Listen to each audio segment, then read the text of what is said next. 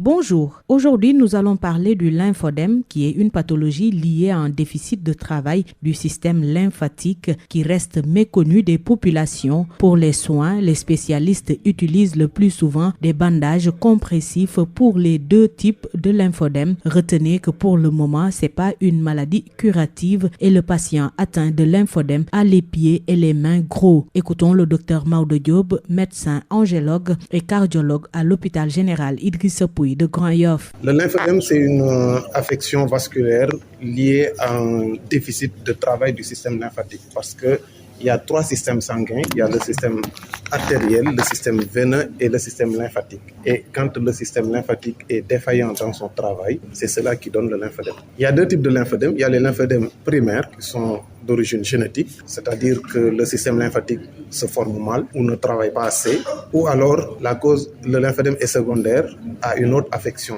souvent un cancer ou bien une infection type filariose.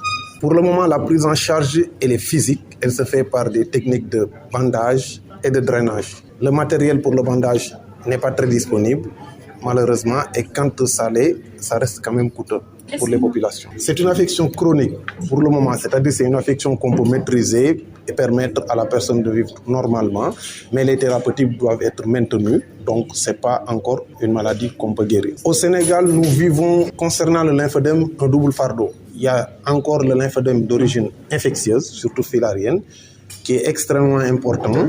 Et donc, le ministère de la Santé, à travers le programme national de lutte contre les maladies tropicales négligées, est en train de faire un travail extrêmement important. Mais il y a ce deuxième fardeau qui est lié au cancer et qui, malheureusement, sur laquelle on n'a pas suffisamment d'informations en termes de proportion. Pour les lymphodèmes d'origine filarienne, entre 2021 et 2025, le programme a recensé plus de 2500 cas recensés, confirmés et pris en charge, en dehors des autres cas qu'on n'a pas retrouvés. Mais sur le plan lymphodème et cancer, c'est vraiment le grand flou. On n'a pas encore suffisamment de données. Merci de nous avoir suivis. Rendez-vous est pris pour un nouveau numéro.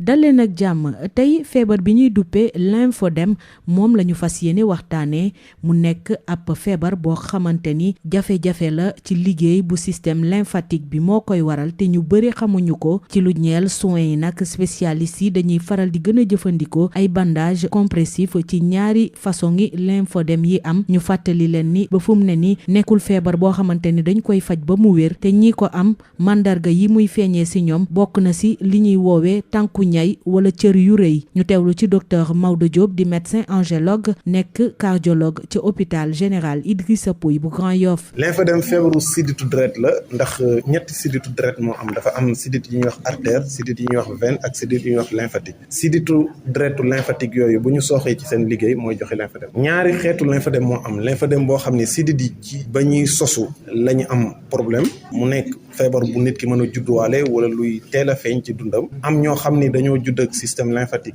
macha allah bu normal waaye beneen jàngoro jóge fële moo xam doomu jàngoro la microbe la wala beneen feebar bu mel ni cancer moom mooy ñëw yàq système boobu ba jur feebaru lymphodème boobu. feebar bi traitement bi fi mu nekk nii ñi ngi koy def ci ay technique de bandage ak di drainer ba cër boobu du rëy wala rëyam tamit du woyof lay doon.